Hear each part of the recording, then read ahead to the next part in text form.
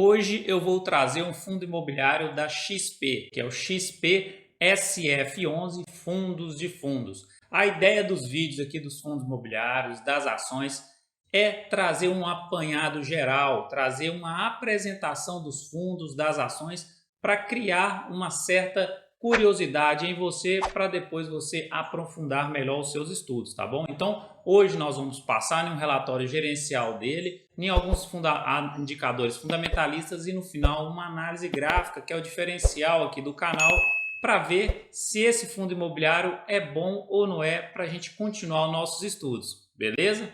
Então é isso aí, pessoal, vamos iniciar aqui XPSF11. Qual é o objetivo desse fundo imobiliário? O XP Selection FOF tem por objetivo realizar investimentos imobiliários preponderantemente por meio da aquisição de cotas de outros fundos de investimento imobiliário.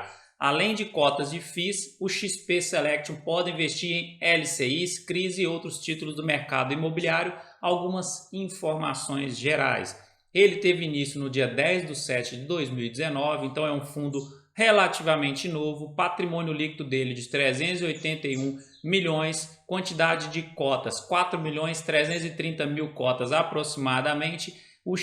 A XP Vista é o gestor e administrador também desse fundo imobiliário e possui uma taxa de administração de 1% ao ano e taxa de performance de 20% sobre o IFIX. Então o benchmark aqui é o IFIX e o número de cotistas 21.382 cotistas. E qual o valor da sua cota hoje? R$ 72,27 e um preço sobre valor patrimonial de 0,82, 18% abaixo do seu valor patrimonial e uma liquidez média diária de R$ 813 mil sendo negociados todos os dias, uma boa liquidez média diária. E tem um bom dividend yield de 11,98%, então paga mais do que 10% de dividend yield nos últimos 12 meses e está com uma desvalorização de 24,51% nos últimos 12 meses também. Se você olhar os FOFs em geral, eles estão bem mais desvalorizados do que alguns outros segmentos dos fundos imobiliários.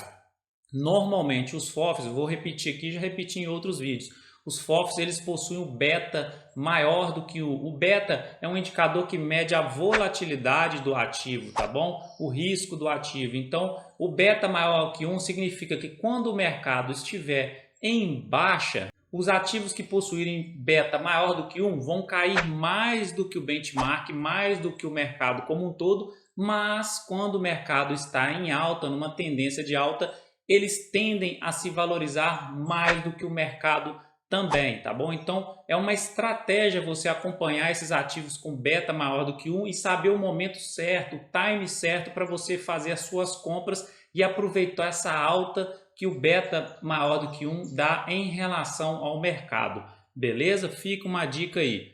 Pegando agora um pouco do histórico da distribuição dos dividendos, resultado financeiro e distribuição por cota.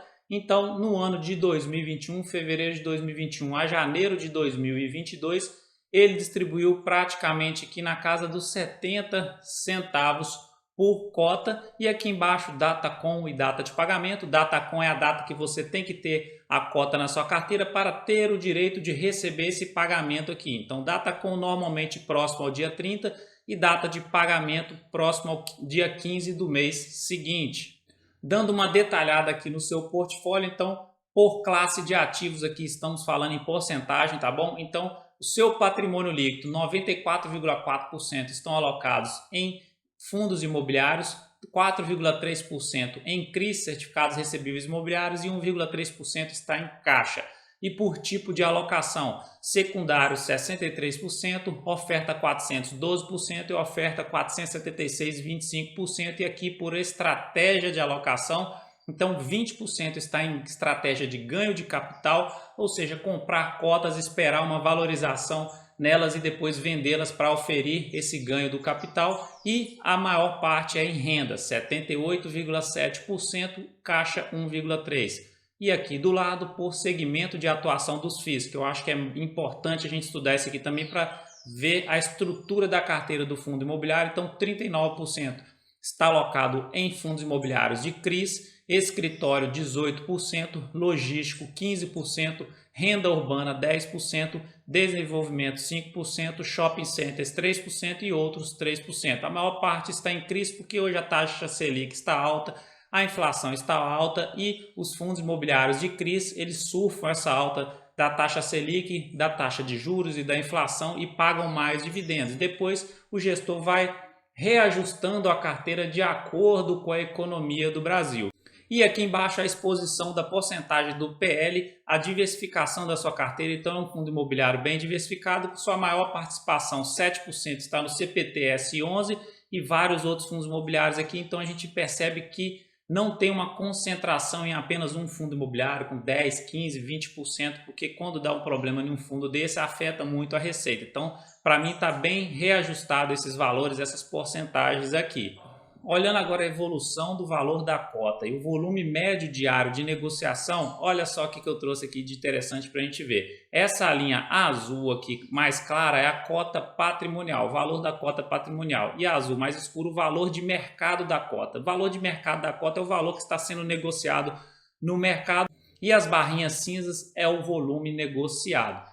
E a gente percebe que em junho de 2021, quando o Ibovespa como um todo, o mercado como um todo entrou numa tendência de baixa, olha o que aconteceu com o valor de mercado da cota. Caiu muito mais do que o valor patrimonial da cota. E o volume financeiro, olha só, de negociação diminuiu bastante. Eu coloquei essa linha tracejada só para a gente ver, foi quando o Ibovespa entrou naquela grande tendência de baixa dele ali, numa correção forte que demorou meses ali. O investidor, o que começou a fazer? A tirar o seu dinheiro da renda variável logo lá no momento que ele tinha, que era começar a fazer mais aportes nessa correção, tirou o seu dinheiro e levou para a renda fixa. E aí por isso que diminui normalmente o volume de negociação, as cotas diminuem o preço, porque vai vendendo, vai tendo a lei da oferta e da procura, vai vendendo mais barato, enfim. Então, quando o mercado como um todo começar a reagir, entrar numa tendência de alta de novo, é bem provável que, olha só, o volume de negociação fique bem maior, igual estava nesse momento aqui de tendência de alta do Ibovespa, o volume fique maior, o valor da cota a mercado e patrimonial volta aos seus patamares normais.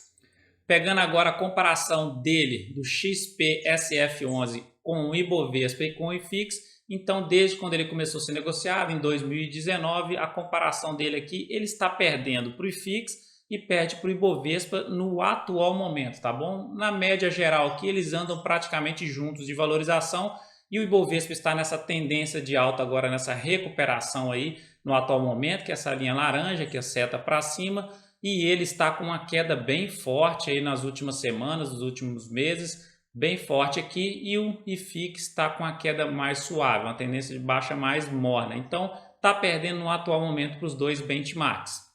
E agora pegando o gráfico semanal, queda de março de 2020, teve uma recuperação muito forte logo em seguida. Coitado, ele começou a ser negociado um pouquinho antes ali daquela grande queda de março, mas se recuperou rapidamente e entrou aqui em junho de 2021 nessa tendência de baixa, chegou bem próximo lá da queda de março de 2020, está tentando se recuperar, mas criou essa LTB aqui, uma linha de tendência de baixa, respeitou ela e tá descendo de novo, tá? A barrinha vermelha, o candle vermelho aqui, continua tendência de baixa no gráfico semanal, média móvel 17 períodos está por baixo da de 72, as duas apontando para baixo, sinalizando essa tendência de baixo. Ainda dois suportes bons para ele, 67,54, que seria esse ponto, e 58,70, que seria a queda de março de 2020. Então, chegando aqui, eles sofrem uma certa resistência para romper esse suporte aqui. São bons pontos para você ficar de olho e talvez começar a fazer aportes. MACD dele aqui, o que acontece? A azul está cruzando provavelmente para baixo da laranja de novo, isso vai sinalizar essa tendência de baixa vai continuar aqui, e índice de força relativa, força vendedora está mais forte do que força compradora, e a média móvel está por cima do índice aqui. Então, o ativo no gráfico semanal continua numa tendência de baixa, e eu vou mostrar no gráfico diário agora o que eu acho de importante acontecer para ele reverter essa tendência e para você fazer os seus aportes de forma mais tranquila, porque eu prefiro esperar o final da tendência para poder fazer os aportes normalmente, tá bom? para poder fazer os aportes a preços mais atrativos. Vamos dar uma olhada no gráfico diário.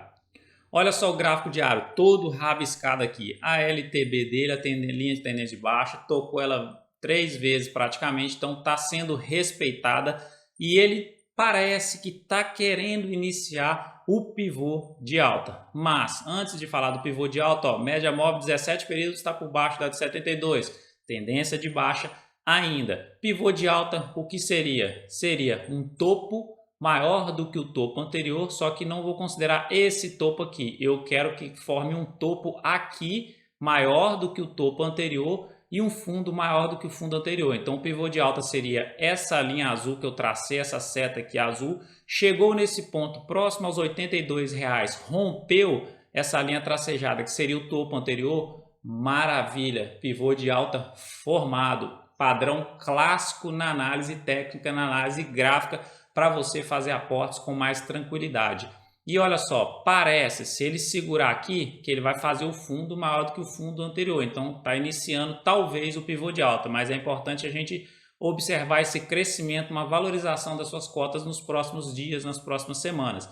E aqui embaixo, MACD apontando para baixo, as duas, e azul por baixo da laranja, tendência de baixa ainda. Toma cuidado. Índice de força relativa bem lá nos seus extremos, sobrevendido o papel, tá bom? Então força vendedora está muito mais forte do que força compradora. Ah, Gustavo, mas eu vou esperar acontecer esse pivô de alta, eu vou perder toda essa valorização dos 72 a 82, são R$10, é uma ótima valorização para perder. Não tem como eu entrar antes, não. Tem como você entrar analisando os indicadores daqui dos gráficos. E quais indicadores que você pode analisar? Basicamente esses dois aqui embaixo. Olha só, as duas setas que eu coloquei. Quando ele fez essa reversão de tendência aqui, pelo menos no curto prazo que eu estou falando, tá? Gráfico diário, o que aconteceu com o MACD? A azul cruzou por cima da laranja e o MACD estava lá nos extremos negativo. Então, azul cruzando por cima da laranja, MACD nos extremos, acontece isso. E o MACD no atual momento está nos extremos novamente e a azul cruzando por cima da laranja, ótimo ponto. Aí você vai lá e confirma isso com outro indicador. E quem que você pode utilizar? O índice de força relativa mesmo.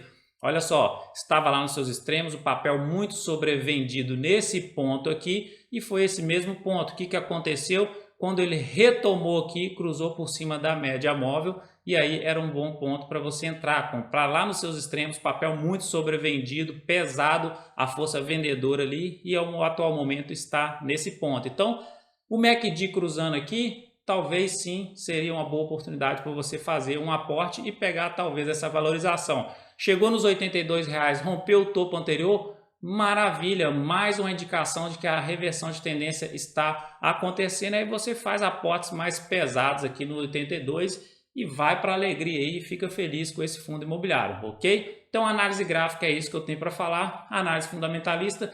Preço sobre valor patrimonial do fundo está bem descontado, está com uma desvalorização bem forte aí nos últimos 12 meses. Tem uma diversificação boa na sua carteira, o fundo é novo, de 2019 para cá.